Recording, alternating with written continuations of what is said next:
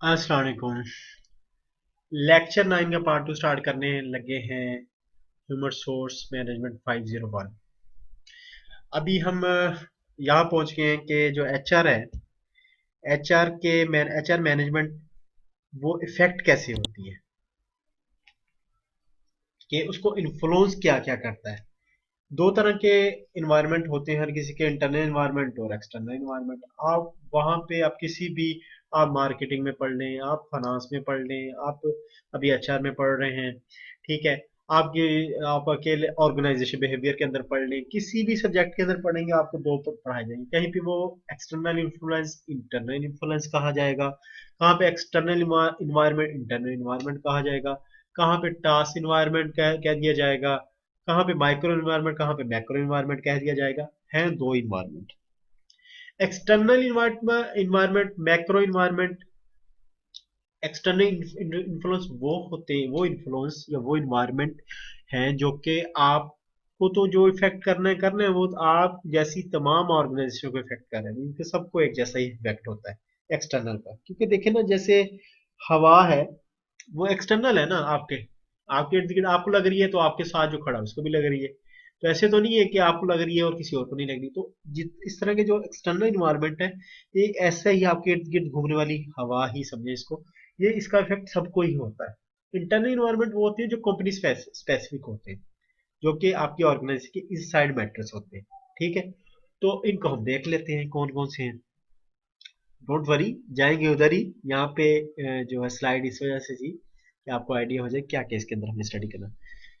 ये वाली चीजें हैं आपकी स्क्रीन के ऊपर आ गई हैं। और इंटरनल इन्फ्लुएंस के अंदर यूनियंस हैं, और ये वाले हैं, ठीक है। अभी मैं आपको लेके चलता हूँ हैंडआउट्स के ऊपर। हैंडआउट्स के ऊपर भी हम क्योंकि हम उस पर देखते आ रहे हैं तो हम उसी पे ही स्टडी करेंगे। चलिए, एक्सटर्नल इन्वायरमेंट में सबसे पहला जो फैक्टर है, लेबर फोर्स का। अच्छा, लेबर फोर्स क्या चीज है? लेबर फोर्स वो ही है जिसको हम अभी तक वर्क फोर्स कहते हैं, ठीक है। अच्छा, यहाँ पे जब वो आपके पास होगी आप तब भी उसको लेबर फोर्स कह सकते हैं। जब आप बाहर से जो हायर कर रहे हैं, किसको एक पूल आपको नजर आएगा जहां से हम लोग हायर करना, उसको भी लेबर फोर्स कह रहे हैं। अच्छा, आपने क्या करना है, लेबर फोर्स यहाँ पे एचआर से रिलेटेड मीन, आप जैसे आप नॉर्मल लाइफ में लेबर कहते हैं, तो लेबर को तो कहीं पे भी ये नहीं मतलब कि जो आपकी हायर्ड लेबर नहीं है या आपकी जो एम्प्लाई नहीं है उनको आप लेबर नहीं कह सकते। लेकिन एचआर में यहाँ स्पेसिफिकली इस पेज के ऊपर आपको बता रहा है कि लेबर फोर्स क्या है, ठीक है। आप अपनी डेली लाइफ में जैसे मर्जी इसको यूज करें, लेबर वर्ड वही है, ठीक है। लेबर फोर्स ही है यहाँ पे। बस आपने जब इसका पेपर देना है तो आपको ये याद रखना है कि labour force is a pool. Pool मतलब तालाब नहीं, पूल मतलब होता है कि कलेक्शन ऑफ समथिंग ना, उसको भी पूल कहा जाता है। जैसे labour force is a pool of individual, लोगों का मतलब मजमूआ, external to the firm which the organisation obtains its worker, ठीक है। ऐसी जगह, ठीक है, जो कुछ लोग मौजूद हों जहां से एक ऑर्गेनाइजेशन अपने लिए बंदे हायर कर सके, उनको लेबर फोर्स कहा जाता है, ठीक है। तो the capability of the firms implies determines to a large extent how well an organization can perform its mission। बड़ा ही सिंपल पॉइंट है, बता देता हूँ कि जी ऑर्गेनाइजेशन के जो मिशन है वो कह रहा है बड़ा इफेक्ट होता है किसके साथ, लेबर फोर्स के साथ, इम्प्लाइज के साथ जो कि हायर किए होते हैं। क्योंकि जो इम्प्लाइज जितने अच्छे हायर करेंगे उतना ही अच्छे से आप अपने ऑर्गेनाइजेशन के ऑब्जेक्टिव को अचीव कर लेंगे। इसका मतलब ये है। सेकंड देखते हैं, लीगल कंसिडरेशन। लीगल कंसिडरेशन इसमें यह है कि एक्सटर्नल फोर्स में आता है, ठीक है। और गवर्नमेंट के, फेडरल के, स्टेट के या लोकल लेजिस्लेशन का मानी इनको लॉज को कहा जाता है। फेडरल मीन्स जो फेडरल गवर्नमेंट है, स्टेट में पंजाब जैसे गवर्नमेंट, सिंध गवर्नमेंट, ये प्रोविंशियल गवर्नमेंट जो होती है, लोकल जो है, जो बल्दियाती टाइप होते हैं, उनके जो लॉज हैं वो भी आपकी ऑर्गेनाइजेशन को किसी ना किसी तरह इफेक्ट कर रहे होते हैं। जैसे मैं एक छोटी सी एग्जांपल लूं, एचआर से रिलेटेड एग्जांपल है, इक्वल एम्प्लॉयमेंट अपॉर्चुनिटी, ठीक है। ये अगर गवर्नमेंट कह दे कि आपने एक स्पेसिफिक कोटा जो है, ये तो इक्वल एम्प्लॉयमेंट तो ये है ना कि फीमेल और मेल इक्वल रखने हैं आपने, ठीक है। ये तो थोड़ा मुश्किल काम है, हो भी सकता है। और गवर्नमेंट लगा दे ये आपके ऊपर कि आप बाइंडिंग है कि हमने इक्वल अपॉर्चुनिटी के मुताबिक मेल और फीमेल अपनी ऑर्गेनाइजेशन के अंदर इक्वल करने हैं, तो आपको करने पड़ेंगे।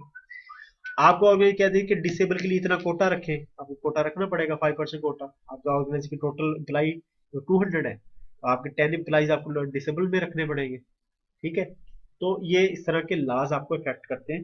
तो लीगल कंसिडरेशन मतलब कि एक ऑर्गेनाइजेशन को इन लॉज को कंसीडर करना पड़ता है, इनका लिहाज करना पड़ता है, इनको खातर में लाना पड़ता है, इसका मतलब ये है। तो ये आप पढ़ेंगे अभी, आपको क्लियर हो जाएगा। सोसाइटी, जिस जगह आपकी ऑर्गेनाइजेशन, जिस जगह आपकी कंपनी है, फैक्ट्री है, वहां के इर्द गिर्द का जो इलाके मोहल्ले वगैरह हैं, ठीक है, उसको वो सोसाइटी है आपके लिए। ठीक है, अब वो सोसाइटी भी आपके साथ आपसे इफेक्ट हो सकती है, उसका आपने ख्याल करना है।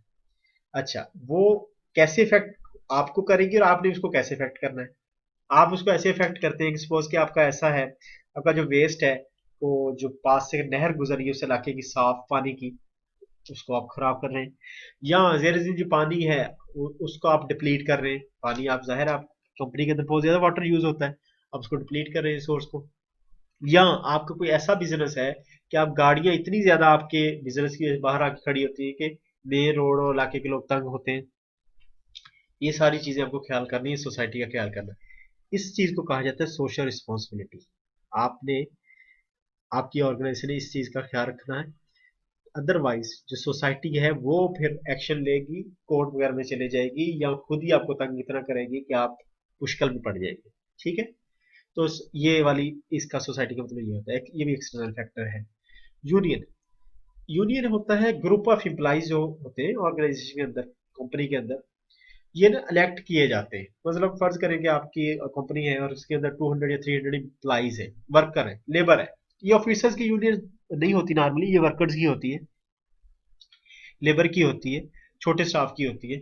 सपोज कि 200 आपके पास वर्कर काम कर रहे हैं, तो उन्होंने अपने इलेक्शन करवाए, और वो इलेक्शन करवा के 5-6 लोगों को उन्होंने एक ग्रुप को अपनी तरफ से इलेक्ट कर दिया कि आपने अपनी, हमारी मैनेजमेंट जो कंपनी की मैनेजमेंट है, जब भी बार्गेनिंग होगी किसी तरह की, कोई भी इम्प्लाई को कोई इशू होगा, तो हमारी तरफ से ये जाके बार्गेनिंग करेंगे, ये जाके हमारी डिमांड मैनेजमेंट के सामने रखेंगे। तो ये जो ग्रुप ऑफ इंडिविजुअल है या ग्रुप ऑफ एम्प्लॉइज, इसको यूनियन कहा जाता है।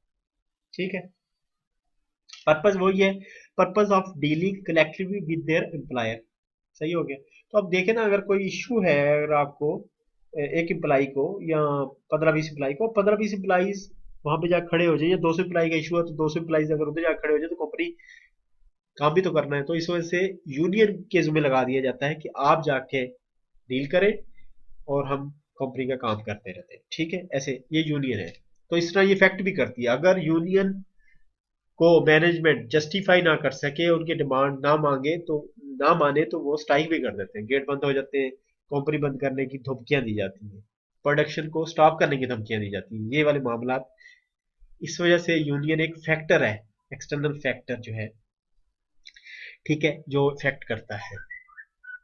अच्छा जी, नेक्स्ट है शेयर होल्डर। शेयर होल्डर वो होते हैं जो कि इन्वेस्टमेंट होती है बिजनेस के अंदर। आपको पता है, ये तो कुछ समझाने वाली बात नहीं है कि इनको अगर आप शेयर होल्डर को सही से डील नहीं करेंगे तो वो क्या कर सकते हैं।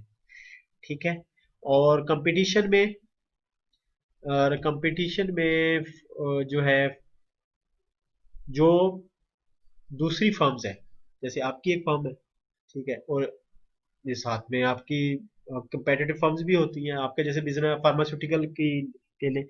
तो आप जहाँ पे आपकी फार्मास्यूटिकल कंपनी हो सकता है, दूसरी की भी हो, वो आप क्या करेंगे, आप उनके एम्प्लॉइज को कोशिश करेंगे, अच्छे एम्प्लॉइज को हायर करने की कोशिश करें, ठीक है, फ्रॉम द बैक डोर, और वो आपके एम्प्लॉइज खींचेंगी।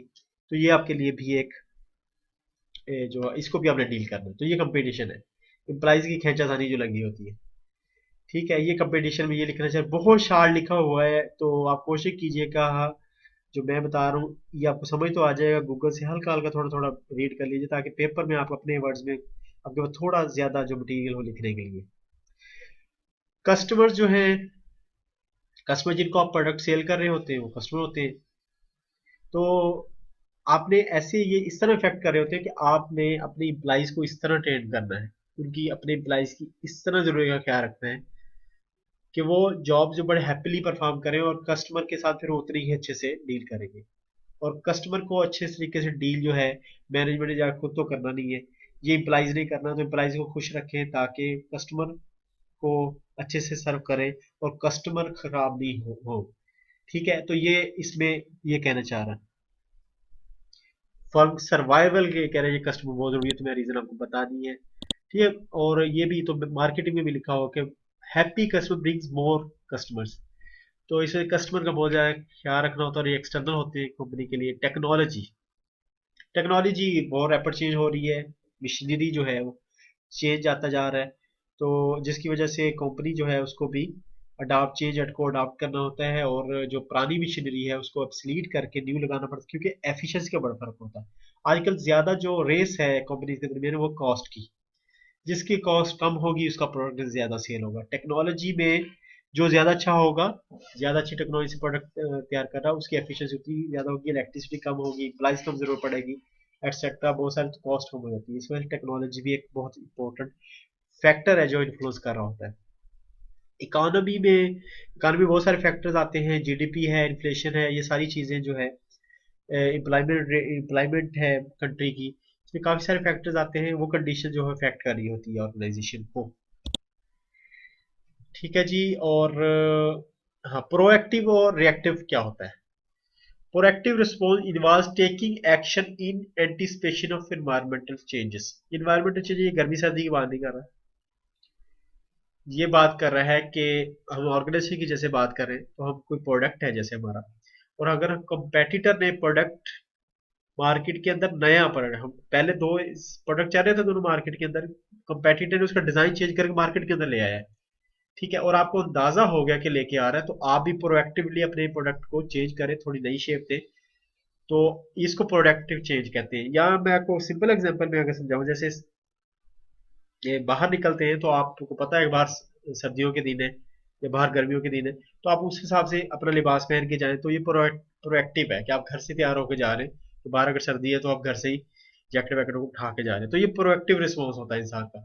रिएक्टिव ये होता है कि बाहर आप गए, आपने मौसम फील किया है, फिर आपको लगा यार यहाँ तो सर्दी है, फिर आप वापस गए और वापस आके आपने कुछ पहन के आए हैं, तो ये रिएक्टिव रिस्पॉन्स होता है। किसी चीज को फील करने के बाद आपका जो रिस्पॉन्स होगा रिएक्टिव होता है, और फील करने से पहले ही, मतलब आपने पहले जो फोर्स ही कर लेते चीजों को, तो उसके लिए, उसके नतीजे में आप जो कर रहे होते हैं वो प्रोएक्टिव होता है। ठीक है, अभी इंटरनल इन्फ्लुएंस, इंटरनल इन्वायरमेंट में देखें, मिशन है कंपनी का। मिशन, जो मिशन होता है कि कंपनी, मिशन स्टेटमेंट जो है, आप मेरे जो है वो अभी तक शायद नहीं आई इस सिलेबस के अंदर। मिशन स्टेटमेंट जरूर देखिएगा, विजन स्टेटमेंट जरूर देखिएगा। मिशन स्टेटमेंट ये होती है कंपनी के जिस बिजनेस में है, उसमें, उस बिजनेस में होने की क्या रीजन है, वो किस बिजनेस में डील कर रही है, तो वो उसमें जैसे प्रोडक्ट तो कोई भी सेल कर, अगर कोई ऑर्गेनाइजेशन कहती है कि हमने क्वालिटी प्रोडक्ट लोगों को प्रॉफिटेबल और with long term relation with customer देना है, तो ये इसका मिशन है। ठीक है, कि इस तरह करके कि कस्टमर को हमने हैप्पी भी रखना है और प्रॉफिट भी अपना बनाना है और प्रोडक्ट भी क्वालिटी देना है, ये इस तरह का मिशन। तो ये मिशन स्टेटमेंट के अंदर ये लिख रहा होता है कंपनी के एग्जिस्टेंस की वजह, तो ये आप, और ये वाला जो मिशन है इसके अंदर पैराग्राफ के अंदर बताया है कि तमाम मैनेजर्स को, तमाम एम्प्लॉइज को शेयर्ड होना चाहिए, सबको पता होना चाहिए कंपनी का मिशन क्या है। जैसे एग्जांपल क्या, हमने जी हैप्पी कस्टमर रखने, ये हमारा मिशन है, और आपने अपने जो एम्प्लॉइज हैं वो आपके हैप्पी नहीं है, तो अगर वो हैप्पी नहीं है तो वो कस्टमर को भी अच्छा डील नहीं करेंगे और आपके कस्टमर अनहैप्पी रहेंगे, लिहाजा आपने इस तरह लेके चलना होता है चीजों को। Policies, policies pre determined guide establish to provide direction decision making. कोई भी काम है कंपनी का, जैसे उसकी रूल्स एंड रेगुलेशन आपने सुना होगा, तो पॉलिसीज बनी होती है कि आपने अगर ये काम करना है तो कंपनी की ये पॉलिसी, जैसे गाड़ी अगर कंपनी से आपने लेनी है तो कंपनी की पॉलिसी है कि अब 10 साल सर्विस होनी चाहिए, ये कंपनी की पॉलिसी, उससे पहले आपको नहीं मिलेगी। ठीक है, तो ये पॉलिसी है, कंपनी की पॉलिसी बन गई। ये ऐसे नहीं है कि कोई कंपनी के मैनेजर को अपना कोई जानने वाला आ जाएगा तो वो कहेगा 9 साल वाले को भी दे दो, इस वजह से पॉलिसीज बन जाती है, कंपनी पॉलिसी बना के रख लेती है। फिर प्रोसीजर होते हैं कि पॉलिसीज के अंदर के वो, ठीक है सर्विस भी पूरी होगी, प्रोसीजर क्या है, ठीक है ये डॉक्यूमेंट जमा करवाओ, फिर आपको बाकी के सारे जो मामला हैं गाड़ी की वो पूरे हो जाएंगे, डॉक्यूमेंट जमा करना प्रोसीजर में आ जाएगा। तो इस तरह करके ये सारे पॉलिसी जो है कंपनी बना दी जाती है, इंटरनल इन्वायरमेंट में आती है, क्योंकि कंपनी का इंटरनल इशू है, कॉर्पोरेट कल्चर की कंपनी की वैल्यूज, बिलीफ एंड हैबिट्स में कंपनी का कल्चर और कल्चर होता है वे ऑफ लिविंग। और वे ऑफ लिविंग अगर ऑर्गेनाइज में बाद में के सिनेरियो में बात करें तो एम्प्लॉइज है, उनका आपस में मिलजुल के काम करना, टीम बिल्डिंग है, ग्रुप में काम करते हैं, टीम प्लेयर है नहीं है, टीम को अप्रिशिएट किया जाता कि नहीं, ठीक है, इस तरह का कल्चर है। तो ये कॉर्पोरेट कल्चर इस टाइप का कि टीम बिल्डिंग को प्रमोट करता है। कुछ ऐसे काम होते हैं कि जिसमें टीम बिल्डिंग नहीं, अकेले ही काम करता है तो, और लेकिन अप्रिशिएट किया जाता है, एक दूसरे को बहुत ज्यादा अप्रिसिएशन दी जाती है काम की, रिवार्ड दिए जाते हैं कंपनी के। तो ये सारे कंपनी कॉर्पोरेट कल्चर है, ठीक है। तो इसके अंदर ये एक्चुअली बताना चाह रहा है। अभी है management style of upper management top managers के मैनेजमेंट। जो अपर टॉप मैनेजमेंट है, जिसको हम अभी तक टॉप मैनेजमेंट पढ़ते आए हैं, या स्ट्रेटेजिक मैनेजमेंट भी पढ़ते हैं, उसके अंदर जो है वो किस तरह के हैं कि लोअर जो मिडल मैनेजमेंट और लोअर मैनेजमेंट के साथ सपोर्ट कर रहे हैं। अगर वो सपोर्ट करें तो कंपनी अपने मिशन अच्छे से करेगी, गेन करेगी। और ये अगर रिलेशन अच्छे हैं तो कंपनी के ओवरऑल जो कल्चर है, कॉर्पोरेट कल्चर, वो भी बड़ा बड़ा अच्छा होगा। तो मीन्स बहुत इफेक्ट कर रहा है कि मैनेजमेंट स्टाइल क्या है ऊपर वालों का, वो नीचे वालों को सपोर्ट करते हैं कि नहीं। पॉलिसीज उनकी ऐसी, पॉलिसीज ऊपर वालों ने बनानी होती है, अपर मैनेजर ने, वो ऐसी बना रहे हैं कि नीचे वालों को सपोर्ट कर रही है। ये सारे मामला इनका इसमें ये डिस्कस किया जाए। इम्प्लाइज में वही जो कंपनी के लिए काम कर रहे हैं, उनकी capability, attitude, personal goals and personalities. तो ये इसके अंदर ये भी इम्प्लाइज जो इंटरनल फैक्टर्स में आता है। इनफॉर्मल ऑर्गेनाइजेशन, ऑर्गेनाइजेशन के अंदर जो ग्रुप्स में जो जैसे एक जगह पे काम करते हुए कुछ लोगों की आपस में अगर फ्रेंडशिप वगैरह हो जाती है तो ऑर्गेनाइज के अंदर इनफॉर्मल ऑर्गेनाइजेशन बन जाती है, ठीक है। तो ये भी एक फैक्टर है। तो फिर उस हिसाब से डील करना पड़ता है। अगर 10 लोग बड़े अच्छे से मिलजुल के काम करते हैं, आप किसी एक को भी अगर कोई इशू आता है और आप मैनेजर जो है कंपनी के, वो उसको सही डील नहीं करते, तो 10 लोग आपके सामने खड़े हो जाएंगे। तो ये इसका भी ख्याल करना भी, ये वो फैक्टर जिस तरह ऑर्गेनाइज को इफेक्ट कर रहे थे। तो इसी तरह other units of the organization में कुछ इस तरह कोई प्रोमिनेंट कोई ऐसी बात लिखी रही है कि बताने वाली इसके अंदर। Labour management agreement, labour management agreement वही जो यूनियन थी, जैसे एनुअल जो है सैलरी के जो कॉन्ट्रैक्ट होते हैं कि कितने पर सैलरी बढ़ाई जाए, लेबर यूनियन जो है मैनेजमेंट के साथ कॉन्टैक्ट करती है, और लेबर मैनेजमेंट कॉन्ट्रैक्ट कहा जाता है या एग्रीमेंट कहा जाता है। फिर जो मिडिल मैनेजर या नीचे वाले मैनेजर उनको इम्प्लीमेंट कर देते हैं थ्रू एचआर। तो ये लेबर मैनेजमेंट एग्रीमेंट को ये इसमें कहना चाह रहा है। आगे मैनेजिंग डाइवर्स वर्कफोर्स वाला ये जो सारा पोर्शन है, ये 8-7 लेक्चर से, पता नहीं क्यों रिपीट किया हुआ इसने, और इसके हमें दोबारा जो है यहाँ से पढ़ने की जरूरत नहीं है। तो आप जो प्रीवियस 7 और 8 वाला लेक्चर वो देख लीजिएगा। बाकी माशाल्लाह हमने जो 9 लेक्चर है वो यहाँ पे कंप्लीट कर लिया। चलिए जी, कोई भी कंफ्यूजन होगी इससे रिलेटेड उसको कमेंट सेक्शन में लिख दीजिएगा, या क्वेश्चन कर रहे हैं, कोई भी टर्मिनोलॉजी है उसमें इशू हो, ना समझ आ रही है तो गूगल करें। बेहतरीन तरीका यह है कि गूगल करें और उसको समझें। समझ के आस्ते आस्ते चलते जाएंगे तो 45th लेक्चर पे आपको सारी चीज़ें बहुत ज़्यादा आप समझने लग जाएंगे। ठीक है जी, ओके जी, अल्लाह हाफिज़।